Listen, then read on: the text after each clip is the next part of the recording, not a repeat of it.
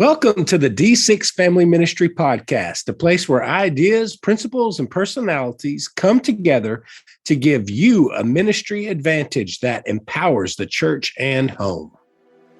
I don't know anything more important in our society or in the kingdom of God than to help the church, help the family. Discipleship is not an event, it's a way of life.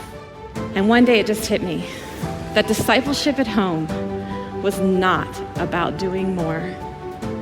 It was about inviting Christ into what we were already doing. The goal of family ministry is not families sitting on the couch holding hands and singing Kumbaya. The ultimate goal is families that love God, love people, and make disciples of all peoples. So that's why you're here. You're here to say 1 hour a week, as significant and as awesome as it is, we know that it's not enough and we want to be intentional with every hour. You're listening to the D6 Podcast. Here are your hosts, Marianne Howard, Ron Hunter, and Josh Wooten. Well, I'm really excited about our guest this week, Richard Griffith.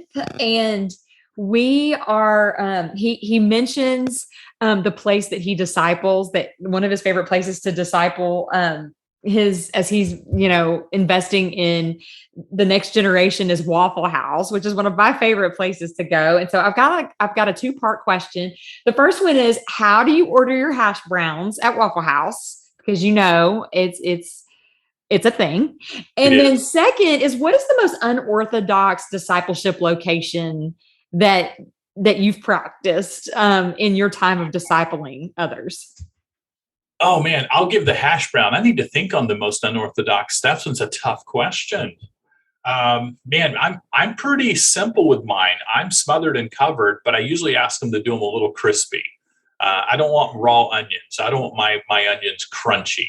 So smothered and covered is my two favorites, which for those of you who are not hash brown aficionados from Waffle House, not that word aficionado and Waffle House go in the same sentence, and that's sauteed onions and melted cheese on those hash browns. Oh, I'm hungry.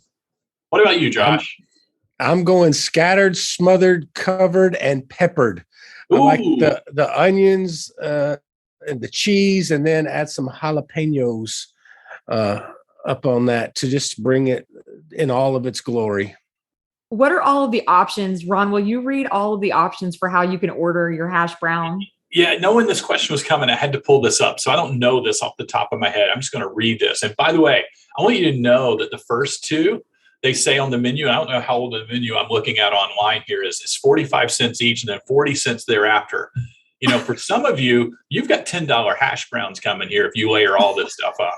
But his hash brown toppings are smothered, covered, chunked, diced, peppered, capped, topped, and country. Let me give you those. Smothered, sauteed onions, covered, melted cheese, chunked, grilled hickory smoked ham, diced, grilled tomatoes, peppered, spicy jalapeno peppers, capped, grilled button mushrooms, topped, Burt's chili, and last, country with sausage gravy poured all over the whole thing. Oh my goodness. How many of you are ready to go eat some hash browns now?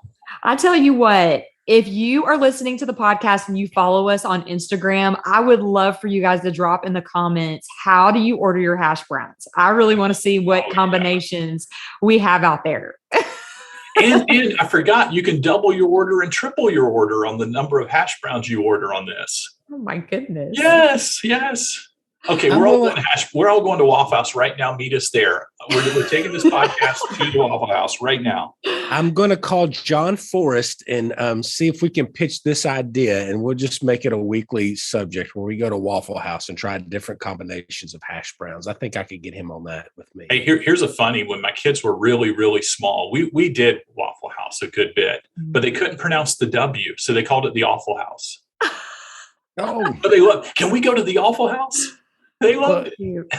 It's so awesome. Today, our guest is Richard Griffith, and you really can't talk about youth, family, and culture without a Waffle House or someplace like that, really. You know, I know there are several different places. I know, speaking of John Force, he calls it milkshake discipleship. I think he's got a little place that he goes up and grabs milkshakes there. But Marianne, you had a very interesting, unorthodox location that you said you did back in the days when you were newly a parent, and share, please. Yes. So when I was a new mom, time and minutes were very limited. And so when I was discipling teenage girls back then, like 13 years ago, I would call my girls and have them meet me at Walmart.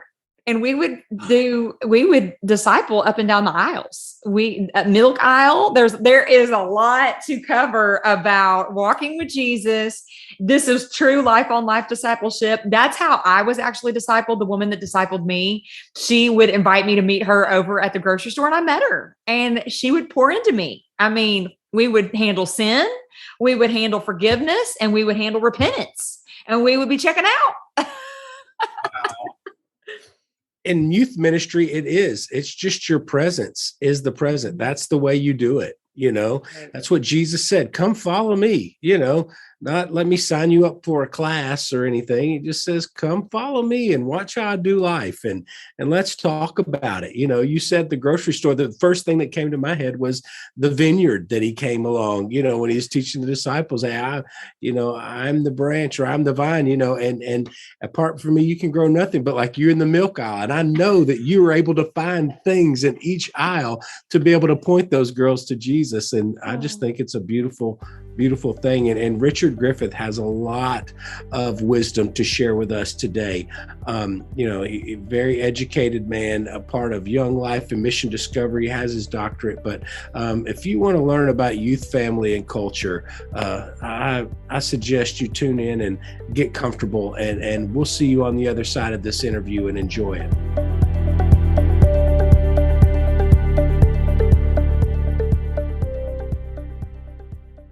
Start connecting with your family today with the D6 Family app, available for free.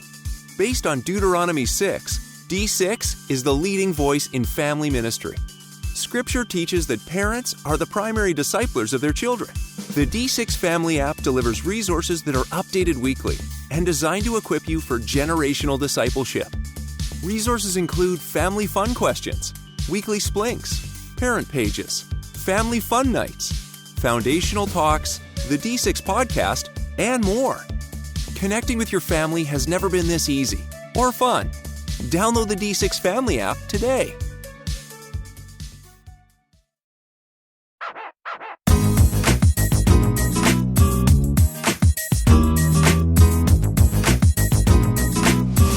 We are live at the D6 conference in Orlando, Florida. I am joined by Dr. Rich Griffith. Rich has been in youth ministry and related fields for over 30 years. His doctorate from Fuller Theological Seminary is in youth, family, and culture. He is published in a variety of youth specialties products, including the Teen Devotional Bible and God's Words of Life for Teens. Rich has served with ministry organizations such as Young Life, Ministry Architects, Mission Discovery, and a variety of other parachurch and church ministries. He is the full-time in-residence professor of youth ministry and chair for the online ministry leadership department for Toccoa Falls College in Toccoa Falls, Georgia. Rich is also a part-time pastor of a church in Georgia, and he's also raising 3 adopted sons. Rich, thanks so much for being here today. Thanks for having me. Glad I'm to be looking here. forward to talking to you. I'm in student ministry, and 30 years in any profession is incredible, much less in ministry. I think it's amazing, but I also think, man, how that had to shift over 30 years. Tell me about some of those changes over the last 30 years in student ministry. Sure, absolutely. I remember starting in youth ministry when I was 18 years old. I was barely I went in the military, and it's weird how God orchestrated this, but I felt the call to youth ministry and the military at the same time. So I served in the military. Place I went to is coming off a hardship duty list, and the chaplain said, "We need a youth ministry. Would you be interested in serving?" Fortunately, because I was younger, I had some older folks mentoring me, and they were leaders. But it was really different because it was built about just fun and camps and things like that, and we were just kind of figuring things out. Sure. But man, you have to be much more of a person who has intentionality. Like, I didn't know what is your theology of youth ministry. I had no idea. Yeah. But now I know, and if you ask people, what's your theology of ministry or youth ministry, I think those are questions we have to ask today. Yeah. I mean, the shift has to have been crazy, but also thinking about like raising your own sons within your youth ministry. I think there aren't a lot of resources for how to be a youth pastor to your own kids. My dad was my youth pastor, but that can't be easy. Can you speak a little bit to that? Well, I think it's probably, in one way, it's harder for the parent because you still want to connect with your kid and you want to be the spiritual person, but you also have to recognize you may not be the best spiritual guide for them. So for me, I think what I've done is I've allowed other people to speak into my kids' life. And I think that's especially important as a single dad. Sure. Kids that come out of the system, they need more adult supporting relationships. So I think that's where it was hard for me. I think for my kids, as long as I had those other relationships involved in their life where I wasn't the only person, it worked out pretty well. But I've been in some smaller churches where I've had to seek counsel outside of our church because we didn't have a youth group, and that's really hard. Yeah, absolutely. Well, I know that you truly value prayer and prayer over your ministry. Can you see a change when youth ministry leaders and pastors start praying specifically for their students and for their student ministry? What role does that play? I think prayer is the absolutely essential foundation because the reality of youth ministry, particularly in today's culture, you cannot do it on your own strength. You just can't. You need a team. You need people praying for you. You know, and there's also this sense of an intergenerational disconnect. You know, I know we've heard in this great sessions, by the way, here at D6, and if I can put a plug in, everybody needs to come to D6 because I've done other conferences my first time, and to be honest with you, I'm loving what you guys are doing here. So the fact about this intergenerational disconnect, the very thing that young people need is they need older people, adults who are going to walk through them because of systemic abandonment, because of all these other issues. I think the easiest way to get these generations together is I just talked about one of the seminars, develop a prayer card, put a picture of a kid on that and put a few facts about the kids and maybe the kid, one thing you pray, and hand it to a senior adult in your congregation because they're going through that generative period where they did my life count? Right. Well, man, if you can have a senior adult or another adult praying for that kid, and then eventually they come together, what a beautiful story. Share that in your congregation and the life change that comes from that. So me praying for the kids, we used to do after our meeting every week, we had a big stack of cards with all the kids on it, and we would go to the Waffle House. Do y'all have Waffle Houses? Yeah, we do. Oh, yeah, that's a great place of ministry. And we would take the cards and we would divvy out all the cards and like between 15 leaders, and they'd have like 10 cards each, and we would pray for every single kid every week, at least once a week, and then we'd encourage the leaders to take those cards home and pray for them as well. That's awesome. And talking about intergenerational discipleship and them having a hand in that, whether it's from a distance or literally hands-on. We had something kind of like that at our church, particularly with our middle school students and our older adults. We got their families together, and they would provide the meal. The older adults would provide the meal and just connect with the middle schoolers. Awesome. And it was so great because they were investing not just in that student, but in the family. And those parents saw that, hey, somebody else wants to invest in them as well. Just kind of bridging that gap of intergenerational discipleship. I love that idea of the prayer cards too. Yeah, and it's something because if you ask an older congregation member or even other adults that are busy, we're all busy, right? But if you ask them a question, say, hey, would you help me mentor young people? A lot of people get scared of that word. I'm not sure I could be a mentor, right? But if you say, let's take small baby steps, can you take this prayer card and can you pray for this kid? And when you see this kid at church, whether it's youth group or whatever, would you pray for this kid? Would you just reach out? That's a small step that can eventually build into bigger steps. Yeah, absolutely. I love that. Okay, so over your 30 plus years in student ministry, what has been the best piece of advice that you've been given? I think the best piece of advice I've ever been given is to be a lifelong learner in student ministry. So, I went along and I've got my doctorate degree. I didn't tell you this earlier, but I'm actually pursuing a second degree. Wow, bless you. Yeah, well, I know, right? That's awesome. But it's a master's in organizational leadership. And the reason being is I'm really good at new ideas and doing that. But I'm in churches now where, they've kind of been around for a while. And it's like, I'm not really good at changing organizations that need to be changed. So I'm learning how to do that. Awesome. But whether it's every day I learn something new as a dad. You look back, I'm sure as a mom, you look back and you go, I wish I'd have done something different back then, right? And this is why I even tell our young people, listen, we need to give young people hope, and we need to tell them who you are now is not who you're going to be in 5 years. It's true, yeah. We need to keep sharing with them about the picture God has for them, right? And that is part of teaching them to be a lifelong learner too. They're going to make mistakes. Yeah. And this is a lot of my work in the doctoral areas. We now have a culture that doesn't allow kids to make mistakes and learn. They're criminalizing kids. They are. And so they need to have those adult support systems even more. So I think the best piece of advice is be a lifelong learner. If you ever think you've arrived, and I don't even like being called an expert. If you think you're an expert, you got more to learn. Yeah, awesome. So we've also talked about changes that have happened in the last 30 plus years. Sure. We've talked about how prayer plays an important role, but also continuing to learn. How can the church play its role in ministering to students? Yeah, absolutely. I think one of my heartbeat is, of course, being an adoptive dad. I think for a while there's been this lot of expectations of when families or even young people come into the church, there's this expectation of assimilation. And I think we even have churches that have ministries. They have an assimilation pastor, right? You come in and they want to teach you about the church, and this is how you get plugged in when you check the boxes. But for me, for my kids, I couldn't do that. I had to accept them where they were, love them where they're at, share Christ with them, share the love of Christ.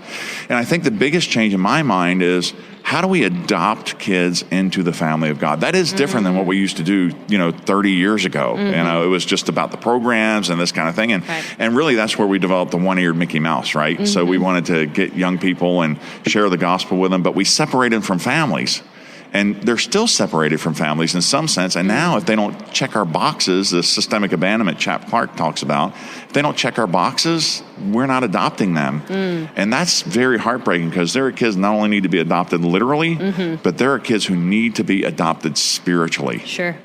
So I'm not sure I even answered the question. No, that's great. That's great. So can you speak to those youth leaders, speak to those student pastors?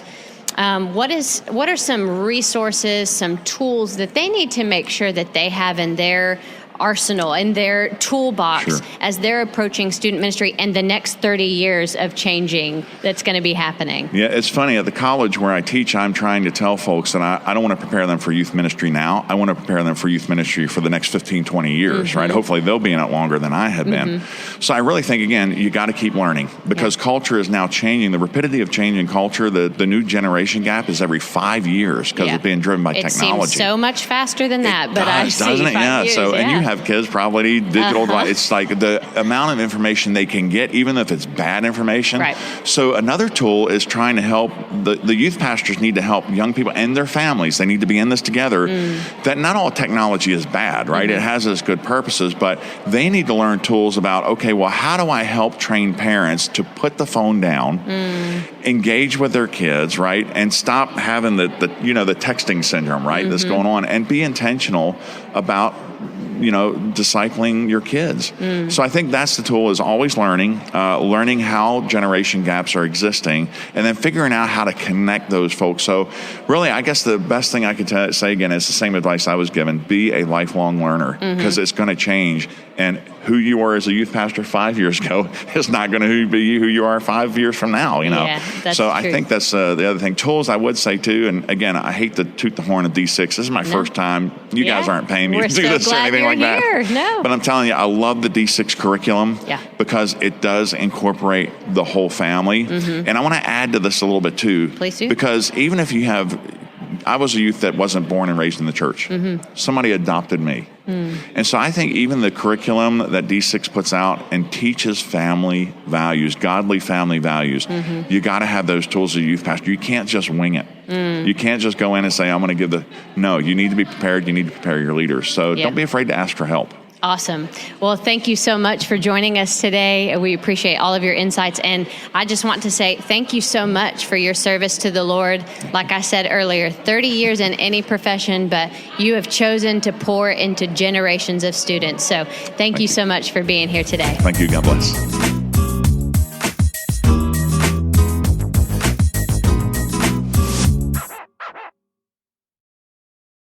I am so thankful for Rich's perspective. He actually, when he shared a certain statement, it jarred my thinking about early years of student ministry when I was in my early 20s, and teenagers. You feel like when you're pouring into them, especially when you're near their age, you feel like you're not making any progress. You're just like, are you guys getting this? You feel like you take like 2 steps forward and 50 steps backward.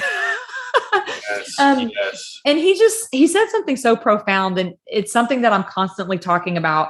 He said, share the picture God has for their life.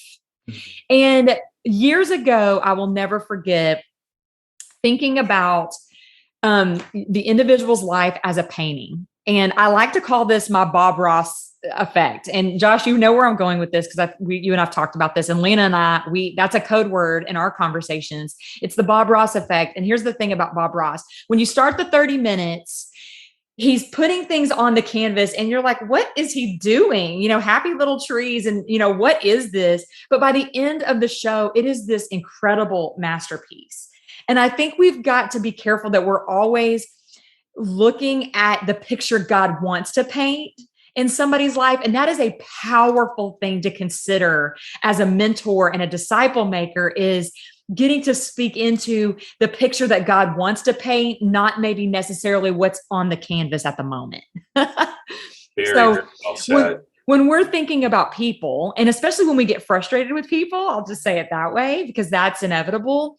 But when we get frustrated with people or teenagers or children or whatever that might look like in your narrative or your leadership narrative, we've got to remember the Bob Ross effect. God is not done writing his story. God is not done developing the masterpiece that he intends to use. So we've got to have grace and be patient and speak life and speak God's picture into their life. That's a powerful thing.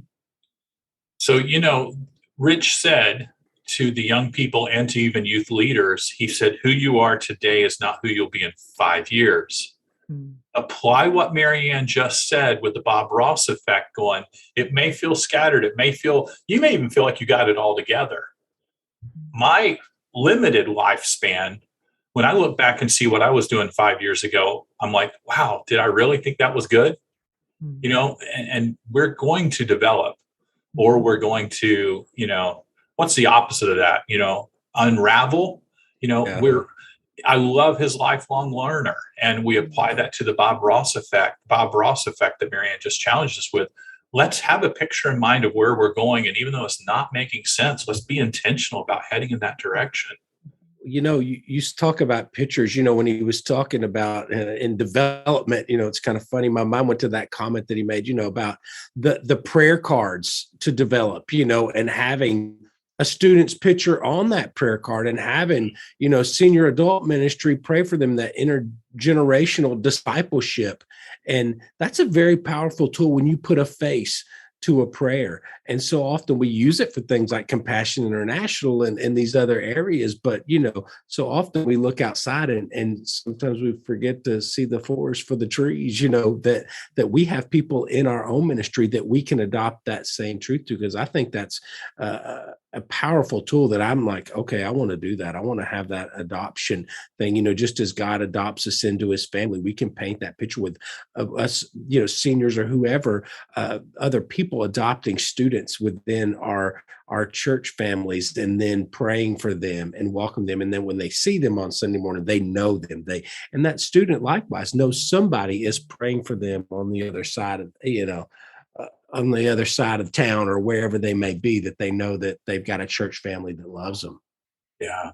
I think he said something really challenging to us as a church. No, I know he did. And it's where he said, we've got to be really careful that we don't look at children's ministry and student ministry, or even adult ministry, as they come in, that they are to check our boxes and our expectations. We've got to be really careful that we are trusting God with the maturation and development process with each heart and life.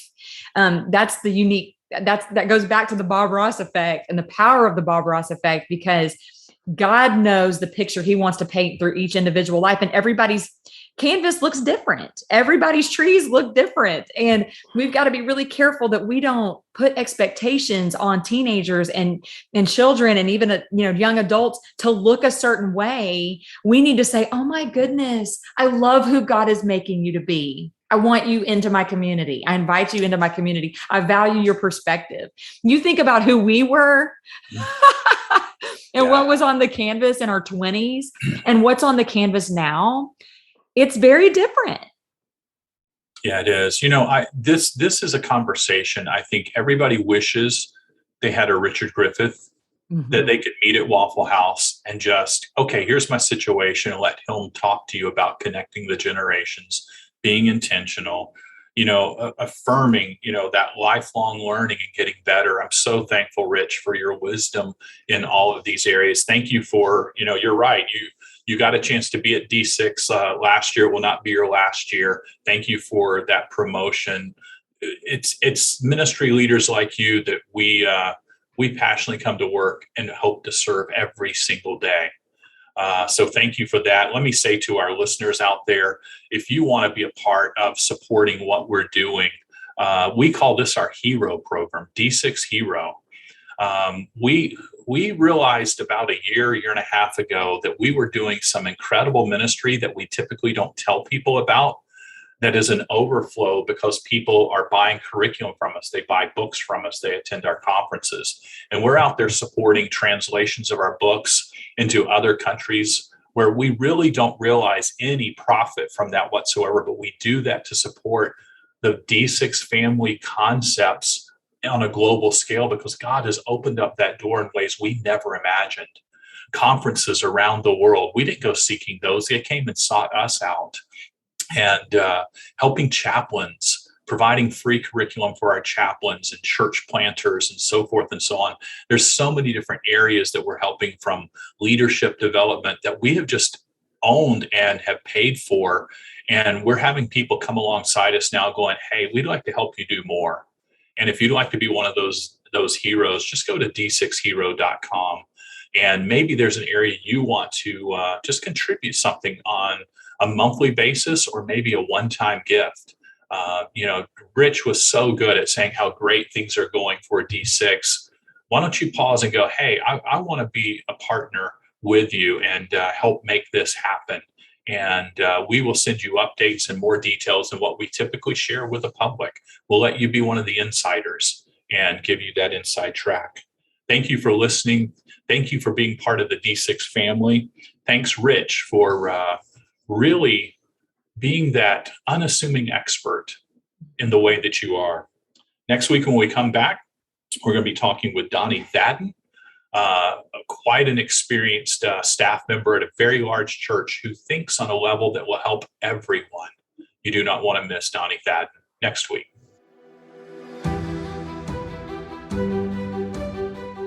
You've been listening to the D6 Podcast. You can learn more about D6 at d6family.com.